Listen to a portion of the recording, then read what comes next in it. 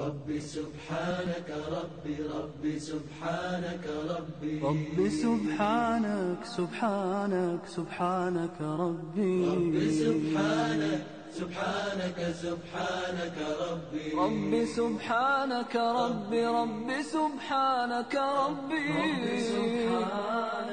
ربي سبحانك ربي سبحانك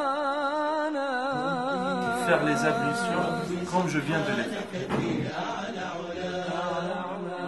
ربي سبحانك في أعلى علا كلما ندعوك تعطينا يداك كلما ندعوك تعطينا يداك خيم الليل خيم الليل خيم الليل On est attentif.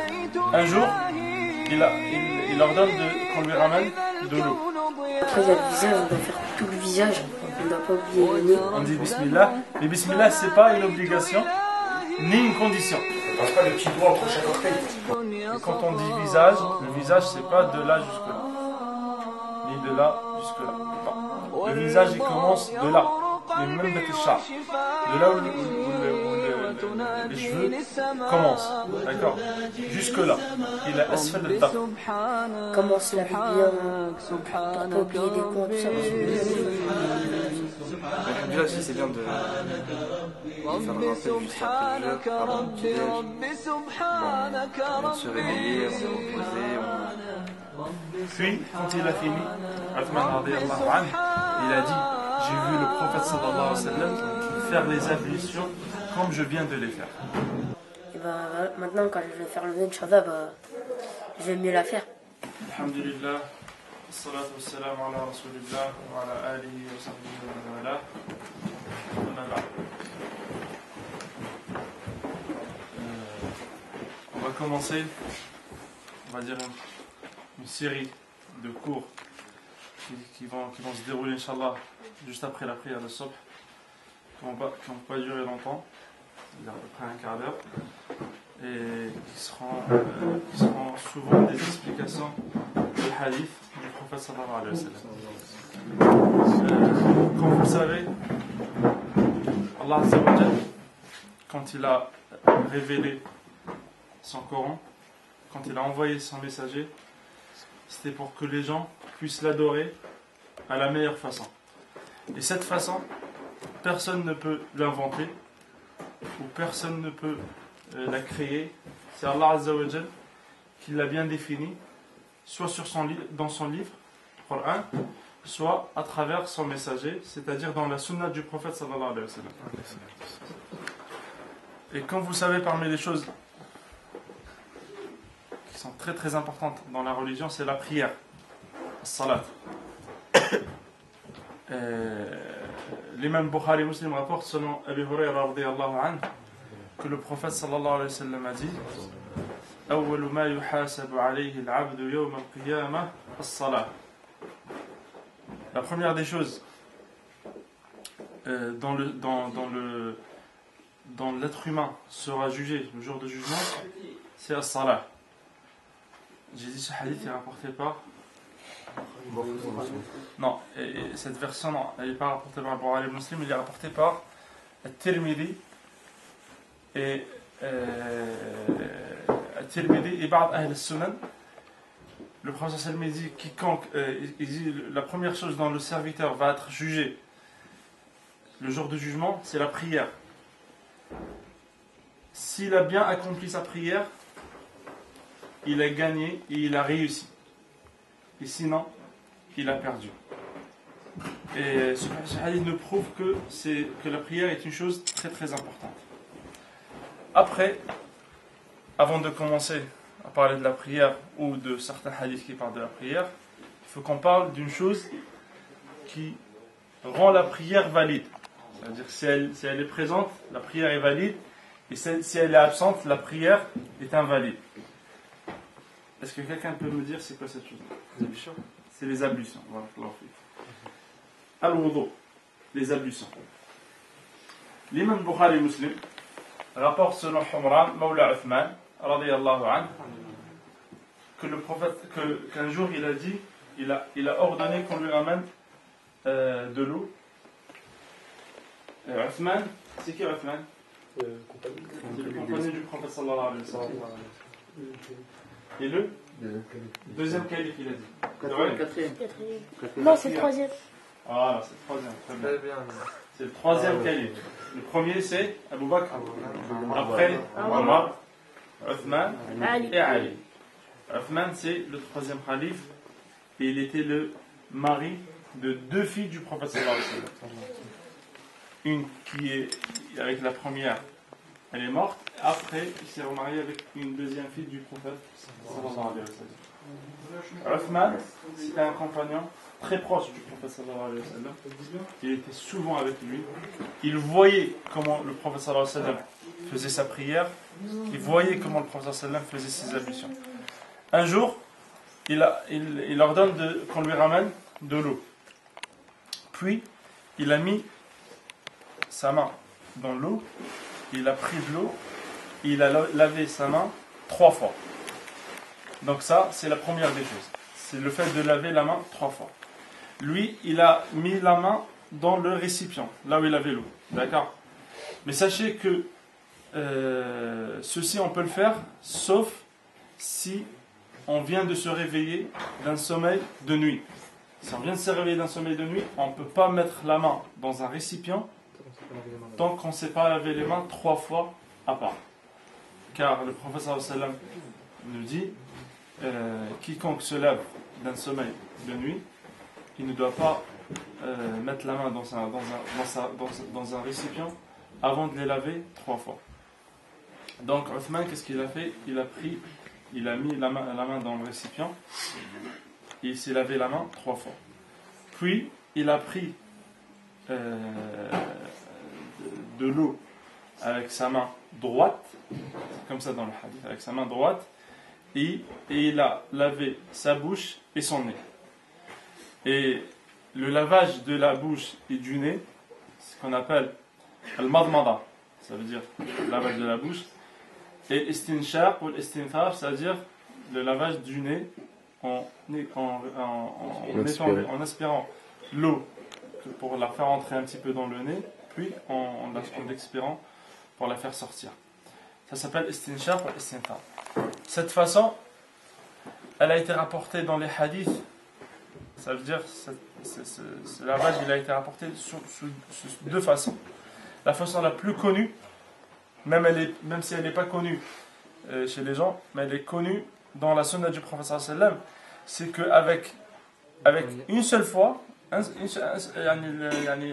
le poignet, enfin avec l'eau qu'on a dans la main, il faut faire la bouche et le nez en même temps, sans prendre une nouvelle fois de l'eau pour le nez, c'est-à-dire sans faire la bouche à part, après prendre une nouvelle fois l'eau pour le nez. Même si cette façon, elle a été dite par certains savants, mais la façon la plus connue chez les savants, c'est qu'on prenne une seule fois de l'eau pour la bouche et le nez. Puis, Uthman radiyallahu anhu, il a lavé son visage 3 fois. Et quand on dit visage, le visage, c'est pas de là jusque là, ni de là jusque là. Non. Le visage, il commence de là, mais même batisha, de là où les cheveux commencent, d'accord, jusque là. Il est asfal al-dhaq, d'accord. Ça c'est-à-dire en longueur, voilà. Et il commence là, jusque là. C'est tout ça, le visage. Donc tu prends la main, tu prends de l'eau, comme il a fait Uthman radiyallahu anhu, et tu te laves bien le visage. Ça veut dire en faisant passer l'eau partout sur le visage. Et des fois, il y a une erreur, c'est que certains, ils essayent de bien faire leur visage et ils oublient ça. Ils oublient al-nabat al-anf. Ils oublient ce bout de nez. Et donc, il ne faut pas l'oublier. Il faut lui aussi le laver. Uthman radiyallahu anhu, il a pris l'eau pour se laver le visage 3 fois. Puis, il a pris de l'eau pour laver le bras jusqu'au coude 3 fois. Il a commencé d'abord par le bras droit. Il s'est lavé jusqu'au coude 3 fois. ثم مسح على رأسه. Puis masaha, ça veut dire quoi? Masaha, essuyer. Il y a une façon chez les savants, le lavage, il est sous, on va dire, 3 formes chez les savants. Soit le ghusl, soit le masah, soit le nadh. Le ghusl, quand on dit rasala yaday, laver les mains, rasala wajha, laver le visage, rasala rijlay, on va arriver, c'est le fait de faire passer l'eau sur l'endroit où tu veux laver. Si tu vois que cet endroit-là, ou cette partie-là, a besoin d'un ghusl, c'est-à-dire tu dois la laver, tu dois faire passer l'eau. C'est pas tu prends de l'eau et ça c'est un masah, c'est tu prends de l'eau, c'est-à-dire que tu te mouilles la main et tu fais passer un petit peu sur ton pied, ça c'est un masah. D'accord? Le ghusl, non, le ghusl, tu fais passer l'eau sur la partie que tu veux laver. Et nadh, c'est le fait de prendre de l'eau et voilà, d'humidifier l'endroit que tu veux laver, et ça c'est dans certains cas pour laver l'impureté.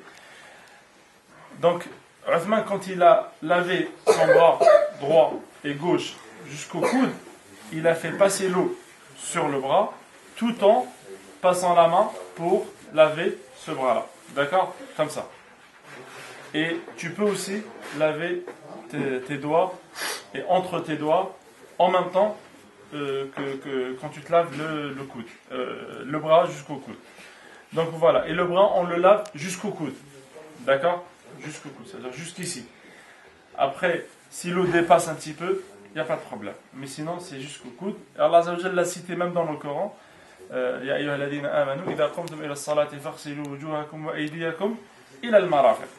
Pour vous qui avez cru, si vous vous levez pour faire la prière, faghsilu wujuhakum, lavez vos visages et vos bras jusqu'au coude.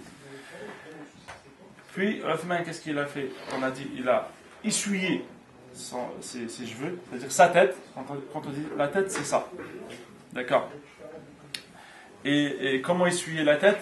Il était rapporté, c'est-à-dire si on regroupe toutes les versants qui ont été rapportées du prophète sallallahu alayhi wa sallam, parce que c'est ça la science. La science, c'est pas tu regardes un seul hadith et tu te bases dessus. Non, il faut regarder tous les hadiths.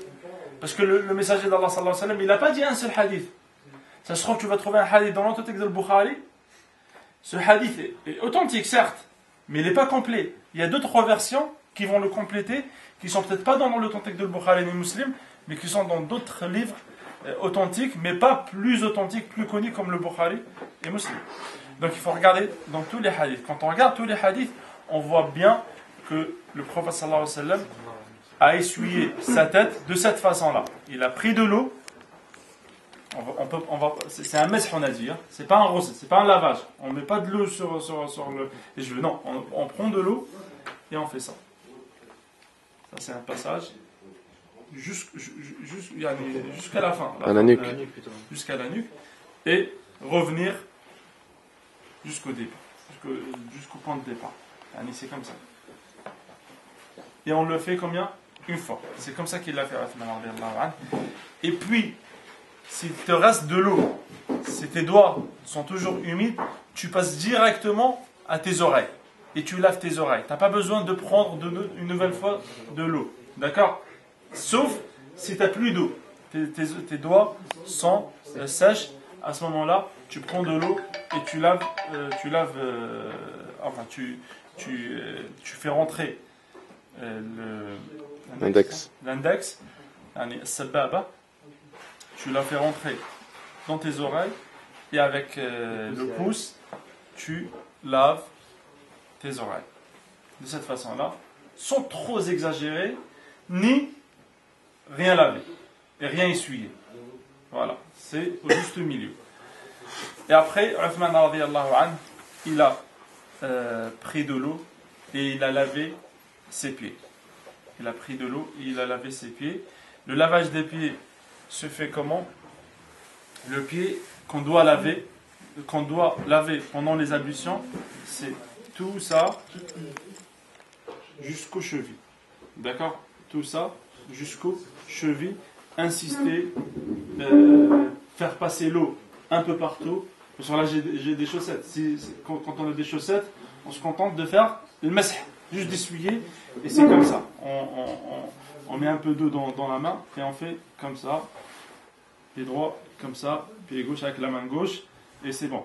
Mais quand on fait le ghusl, quand on n'a pas d'ablution, il faut faire passer l'eau sur le pied, et le laver, et bien laver entre les doigts, et bien laver le talon, jusqu'au Ka'bayn, c'est-à-dire jusqu'au cheville.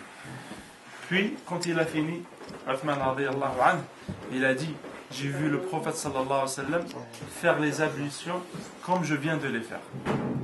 Donc ça prouve que Uthman radiyallahu anhu, il a montré l'exemple, il a vu le prophète sallallahu alayhi wa sallam comment il faisait les ablutions, et il a transmis, et le prophète sallallahu alayhi wa sallam, il a dit, Ballighu anni walau aya. Hadith ibn Abbas, il a dit, transmettez de moi ne serait-ce qu'un verset. Un hadith. Un verset. Ou un verset. Parce que l'ayat, c'est pas que l'ayat, ça veut dire c'est pas que les versets dans le Coran. Non, ça peut être aussi un hadith. Si tu transmets, ça veut dire que tu as appliqué le hadith du prophète sallallahu alayhi wa sallam. Voilà comment le prophète sallallahu alayhi wa sallam faisait ses ablutions. Et le prophète alayhi wa sallam, il a dit, quiconque fait bien les ablutions et dit à la fin Ashhadu an la ilaha illallah wahdahu la sharika lah Ashhadu anna Muhammadan abduhu wa rasuluh, et dans une version Allahumma ja'alni min at-tawwabin wa ja'alni min al-mutatahhirin, le prophète sallam, il dit il sera invité de rentrer par n'importe quelle porte parmi les portes de paradis. Ça, c'est la récompense du fait de faire bien les ablutions. Et comme je vous ai dit, l'ablution, c'est une adoration. Tu ne peux pas la faire comme tu le sens toi. Même si on sait très bien que c'est un lavage. D'accord? Mais il a été transmis, il a été rapporté d'une façon bien déterminée. Donc on doit suivre cette façon. Pourquoi? Parce que c'est une adoration. Voilà ce qui concerne les ablutions. Est-ce que tout le monde a compris? Moi, je veux un jeune qui nous refasse les ablutions, Inch'Allah. Qui nous montre comment faire les ablutions. Un volontaire. Amin. Lève-toi, vas-y, viens. Amin, Inch'Allah. Vas-y, mets-toi là. Younes, pousse-toi un petit peu. Chut, silence. Exactement. Tu es fatigué, mais tu es en France. On dit Bismillah juste avant de commencer les ablutions. On dit Bismillah. Mais Bismillah, ce n'est pas une obligation ni une condition. D'accord? Ça veut dire c'est une sunna sur l'avis favorable, bien sûr, parce que certains savants ils ont dit que c'était une condition carrément. Mais l'avis favorable, c'est que ce n'est pas une condition, c'est juste une sunna. C'est bien de le dire, mais si tu ne le dis pas, ton ablution n'est pas invalide ni annulée. Voilà. Vas-y, Amine, on t'écoute. J'explique comment on va d'abord on se lave 3 fois les mains et ça doit aller jusqu'au poignet, entre les doigts. Et après, il y a la bouche, on doit faire la bouche et le nez en même temps. Après, il y a le visage, on doit faire tout le visage, on ne doit pas oublier le nez. 3 fois. Après, il y a les coudes, on doit commencer par l'avant-bras droit, on doit aller jusqu'au coude. Après, il y a les cheveux, on doit repasser et refaire. Et si on a les doigts humides, on se lave les oreilles. Et après, on fait les pieds jusqu'à la cheville. 3 fois. Et qu'est-ce que tu dois dire après, à la fin? Tu connais l'invocation? Non, je connais que Ashhadu c'est déjà pas mal. Alhamdulillah. Barakallahu fik. Est-ce qu'il y a des questions sur les ablutions? Naam. Les pieds, elles sont ensemble ou c'est pas? On passe pas le petit doigt entre chaque orteil. On passe pas le petit doigt entre chaque orteil.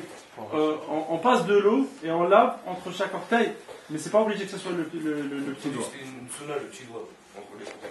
Non, moi je connais pas ça. On passe tous les doigts en même temps, on fait comment? Comme tu veux. Il y a pas tant qu'il n'y a pas une façon bien précise, on fait comme on veut. Vu que c'est pas précisé. C'est caca main gauche. Comment? C'est caca main gauche pour les pieds. C'est pas obligé aussi. Tu peux le faire avec la main droite, mais c'est mieux avec la main gauche. Pourquoi? Parce que ça se trouve le pied est un peu sale et c'est bien de nettoyer la saleté. Tout ce qui est saleté, c'est bien de le nettoyer avec la main gauche. D'accord? Et la main droite, tu l'utilises pour le reste. Mais pour nettoyer la saleté, toutes ces choses-là, il faut bien faire avec la main gauche. Sachez aussi que on a le droit de faire les ablutions une fois, pas 3 fois. Je ne sais pas si vous le savez ou pas. On peut le faire une fois si cela est suffisant. Ça veut dire si l'eau est bien arrivée à tout la partie que tu es en train de laver. Tu as le droit de le faire une fois. Tu as le droit de faire 2 fois et tu as le droit de faire 3 fois. Le prophète a fait tout cela. Et tu as le droit de faire, c'est un peu bizarre ça, tu as le droit de faire une partie une fois, et une autre 2 fois, et une autre 3 fois dans la même ablution. Tout dépend de la saleté. Exactement. Tout dépend de la saleté de ces parties-là. Et tout dépend de... Par exemple, ça se trouve, un jour, tu auras le visage normal, mais tu auras les mains qui sont très sèches. Donc, tu as besoin de bien les laver 3 fois pour que l'eau arrive bien. Mais le visage, non, il n'est pas sèche, donc tu as juste à le faire une fois. Ça, c'est autorisé. Voilà. Petite question. Donc, si quelqu'un n'a pas beaucoup d'eau, et il veut le faire juste une fois, il a le droit de le faire, bien sûr. D'accord. Et 4 fois? Et 4 fois, il n'a pas le droit de le faire. Le prophète sallam, il a dit quiconque dépasse les 3 fois, faqad ta'adda wa zalam. Ça veut dire il a dépassé ses limites, il a été injuste. C'est bon les frères? C'est clair? Il faut pas oublier aussi l'intention. Avant de commencer les ablutions, il faut mettre l'intention de faire la prière. L'intention de faire la prière, les frères, c'est quelque chose qui vient naturellement. D'accord? Qui vient naturellement. Ça veut dire quoi?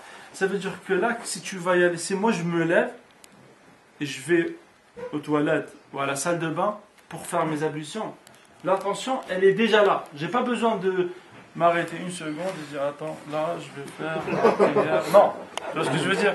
J'ai compris ce que tu veux dire. Il y a des gens qui le font par réflexe. Par réflexe, d'accord, ouais. Il faut pas que ça soit quelque chose d'automatique. Non. Il faut que tu as toujours l'intention que tu vas faire la prière ou tu vas lire le Coran ou tu vas simplement faire tes ablutions pour rester en état de pureté, en état où tu as les ablutions, même si tu n'as pas l'intention de faire la prière. Parce que tu peux faire ça aussi. Mais si quelqu'un veut faire la prière, déjà le fait qu'il sort ou qu'il se lève ou qu'il sort de son salon pour aller vers la salle de bain, c'est bon, l'intention elle est là. C'est-à-dire c'est pas la peine qu'il exagère pour avoir l'intention. Si c'est bon, il sait qu'il va faire la prière, ça suffit largement, les frères. C'est bon, les frères? On va passer, Inch'Allah, à... Ouais. Que j'ai pas compris avec 2 fois. 2 fois? C'est-à-dire, par exemple, tu peux laver, au lieu de faire 3 fois les mains, tu peux faire juste 2 fois. 2 passages. 2 passages, d'accord? Au lieu de faire 3 fois la bouche et le nez, tu peux le faire 1 fois, 2 fois. Et 1 fois aussi. D'accord? Mais à condition que tu te laves bien, comme il faut. Mais si tu fais 1 fois, et par exemple tu fais 1 fois le bras jusqu'au coude, mais tu laisses des endroits où ils sont toujours secs, il n'y a pas d'eau qui est passée, ça c'est pas autorisé. Parce qu'il faut que l'eau passe partout. C'est pas quand je dis partout, partout. Il faut pas que tu laisses même un petit endroit, il ne faut pas que tu le laisses sec. Il faut le laver. Hamza, quand tu passes sur tes chaussettes, c'est en même temps? Tu peux le faire en même temps, tu peux le faire gauche, droite et gauche. Voilà. Et pour la même question, tu as dit les chaussettes qu'on passait directement là, le bras comme ça? Il n'y a pas besoin de passer en dessous du... Non, ça, bien sûr, le frère me dit le cours d'un quart d'heure. On ne peut pas trop... mais c'est pas grave si tu poses la question. En fait, le masih sur le khuffayn ou sur les chaussettes se fait de cette façon-là, comme je vous l'ai montré. comme ça. Il faut avoir Ça veut dire. ablutions avant. Comment? Il faut avoir ses Bien sûr, ablutions la avant. condition c'est que tu as mis tes chaussettes en ayant les ablutions. C'est comme ça que tu peux faire le masque, bien sûr. Mais le masque s'effectue de cette façon-là. Tu mouilles un petit peu tes mains, pas trop aussi. Certains ils mouillent beaucoup jusqu'à ce qu'ils mouillent leurs chaussettes. Non, pas trop. Juste tu mouilles un petit peu tes mains et tu passes sur tes chaussettes et sur le haut du pied. D'accord? Pas sur le bas. D'accord? Pas sur le bas. Et ça prouve que nous, on suit le prophète sallallahu alayhi wa sallam, on suit ce qu'il fait. On ne suit pas ce qu'on pense être logique. D'accord? C'est pour ça l'imam Ali radiyallahu anhu, il dit لو كان الدين بالرأي لكان المسح على أسفل الخف أولى من أعلاه ولكني رأيت رسول الله صلى الله عليه وسلم يمسح على أعلى خفه. Il a dit si la religion si on suivait la religion juste avec nos envies, avec nos idées, on aurait pensé que le mieux est de faire le mash, ça veut dire sur les chaussettes, sur le bas du pied, pas sur le haut du pied, mais moi j'ai vu le prophète sallallahu alayhi wa sallam faire le mash sur le haut du pied. Donc on doit suivre le prophète alayhi wa sallam là-dessus. C'est bon? سبحانك اللهم وبحمدك اشهد ان لا اله الا انت استغفرك واتوب اليك. Salam alaikum. Salam. Bon, pour le cours du matin, alhamdoulilah, c'est bien passé. Très bien, on a eu un éclaircissement sur les ablutions.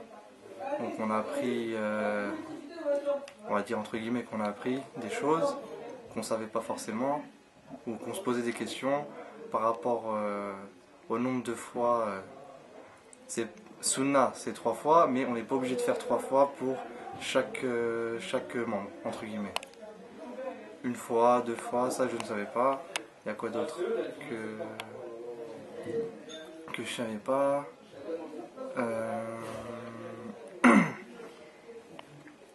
Par rapport à quoi? Par rapport à la dua de la fin, je savais qu'il fallait dire Ashhadu an la ilaha illallah wahdahu la sharika lah wa ashhadu anna Muhammadan abduhu wa rasuluh. Mais il y a une autre dua juste après qui est, je la connais pas, il l'a dit tout à l'heure, si tu peux me la dire, on m'a dit. Voilà, et donc si on fait parfaitement nos ablutions, c'est entre guillemets ce qui va valider notre prière. Et si on fait parfaitement nos ablutions, le jour de la résurrection, Inch'Allah, si on rentre au paradis, on aura le choix de rentrer par les 8 portes, c'est ça? Par n'importe quelle porte. Par n'importe quelle porte, on aura le choix. Inch'Allah, si on a la possibilité de rentrer au paradis. D'accord, ça te plaît d'apprendre, de changer un petit peu, d'apprendre sur l'adoration, sur comment adorer Allah, ça fait du des bien, choses qui permettent de comprendre quelquefois dans la jurisprudence, non pas que dans la mort ou bien dans ce qui va se passer, etc. Parce que, subhanallah, on cherche que les choses qui veulent nous toucher directement, mais il y a beaucoup de choses dans le dîn qu'on oublie, comme les ablutions. Il y avait pas, je pense pas qu'il y a quelqu'un qui pensait qu'on allait parler de ça ce matin. On s'attendait peut-être à un autre sujet, mais les ablutions, petite surprise. C'est intéressant. Mais alhamdoulilah aussi, c'est bien de faire le rappel juste après le jeu, avant le petit-déj. On vient de se réveiller, on est reposé, on est attentif. C'est pas comme si à la fin de la journée, 17h, après, on n'a pas beaucoup dormi cette nuit, journée de ski, on fait un rappel directement, je pense pas que tout le monde va être attentif. Tu comptes, Inch'Allah, profiter des cours tous les jours et tous les matins être... Inch'Allah, c'est primordial pour bien commencer la journée. Au début, je faisais le dos normal, genre tout 3 fois, enfin presque tout, sauf les cheveux, tout ça. Et là, ça m'a appris qu'on pouvait laver 2 fois, tout ça. Et comme quoi, comment se laver bien, pour pas oublier des coins, tout ça, parce que même moi, des fois, j'oubliais des coins, tout ça. Et maintenant, quand je vais faire le vin, Inch'Allah,